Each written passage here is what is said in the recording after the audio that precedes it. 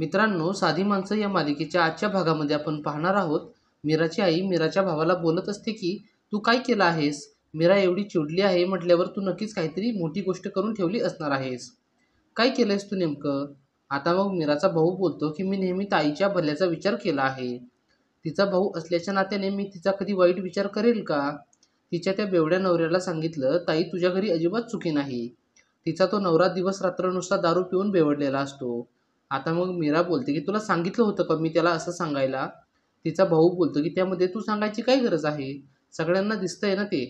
तुझ्या त्या नवऱ्याला त्याची आईसुद्धा अख्ख्या गावामध्ये पनवती पनवती म्हणून बोलत असते. त्याला कोणीतरी चांगलं बोलतं का? आणि त्याचा तो बाप, त्याच्यामुळे आपले बाबा गेले. खुनी आहे तो खुनी. तू त्या लोकांना चांगलं म्हणतेस का?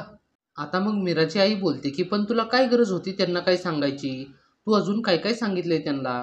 आता मग मीराचा भाऊ बोलतो मी फक्त एवढंच बोललो की तुझ्यापेक्षा तो सुजित कुमार बरा आहे. ताई त्या सुजित कुमार बरोबर फार खुश राहिली असती आणि तिचं त्याच्यावर प्रेम आहे. आता मग मीराची आई त्याला जोरात कानफडीत मारते. मीरा बोलते की अरे तो सुजित कुमार नेहमीच आपला फायदा घेत आला आहे. मधूकडे आणि माझ्याकडे तो वाईट नजरेने पाहतो. त्याला जेव्हा वाटेल तेव्हा घराचं भाडं वाढवतो. एक नंबरचा नीच माणूस आहे तो. आणि तू माझ्या घरच्यांना वाईट बोलतोस का? अरे माझ्या बाबांच्या मनाचा मोठेपणा म्हणून ते त्यांच्याकडून आपल्या बाबांचा अपघात झाला ते सांगायला घरी तरी आले. आणि त्यांच्याकडून जेवढं काही शक्य आहे ना तेवढं त्यांनी आपल्यासाठी केलं आहे. आणि राहिला विषय सत्यजितचा. मला जेव्हा त्या सुजित कुमारने किडनॅप केलं होतं तेव्हा त्यानेच मला वाचवलं. त्या दिवशी माझ्या लग्नामध्ये त्याच्या वडिलांच्या एका शब्दावर मागचा पुढचा विचार न करता तो माझ्याशी लग्न करायला तयार झाला. तो माणूस वरून कसाही दिसत असला ना तरी सुद्धा तो मनापासून सच्चा आहे.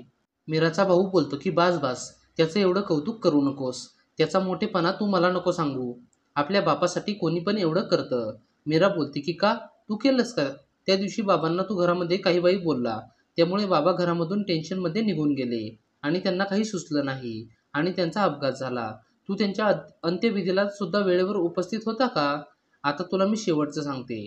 सत्यजित माझा नवरा आहे आणि त्याच्याबद्दल मी एकही शब्द ऐकून घेणार नाही. आणि मग मीरा निघून जाते. आता मग इकडे निरूपा मात्र फारच रागावलेली असते आणि ती भांडी आपटत असते. मीरा सारखी सारखी घरामधून गेल्यामुळे तिला राग येत असतो. स्वतःच्या मनाशी फुटफुटत ती भांड्यांवर राग काढत असते.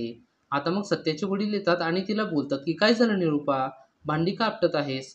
निरूपा बोलते की तुमच्या सुनेसह तिच्या घरी सारखं काय काय काम असतं? ही इथं पडलेली कामे कोण करणार आहे? आता मग सत्याचे वडील बोलत असतात, थोडी कामे तू केली तर काय फरक पडणार आहे?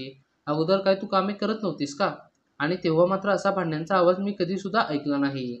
निरूपा मात्र लगेच त्यांच्याबरोबर सुद्धा तनतन करू लागते. सत्याचे वडील मग लगेच तिथून पळ काढतात. इकडे आता मीरा सत्या ज्या ठिकाणी जात असतो त्या ठिकाणी बाहेर आलेली असते. एक माणूस तिच्यापाशी येतो आणि तिला बोलतो की इकडे काय काम आहे तुझं? मीरा बोलते की सत्यजित येथे आहे का? तो माणूस मग मीराला लगेच बोलतो की वहिनी तुम्ही बसा आणि तुम्हाला काय हवं नको ते सांगा. ते मग लगेच तिला चहा आणि वडापाव देतात. सत्याचं मात्र त्या ठिकाणी फारच नाव असतं. मीरा मात्र हे सगळे पाहून फारच आश्चर्यचकित होते. ती त्या माणसाला सत्याला बोलवायला लावते. सत्या बोलतो की तिला घरी जायला सांगा. पण मीरा बोलते की ते आल्याशिवाय मी इथून जाणार नाही. मी ते येईपर्यंत इथेच वाट बघत राहील. आता मग सत्या बाहेर येतो आणि मीराला हाताला धरून घरी घेऊन जाऊ लागतो. इतक्यात एपिसोड संपतो. मित्रांनो, आता पुढील भाग हा फारच मनोरंजक होणार आहे.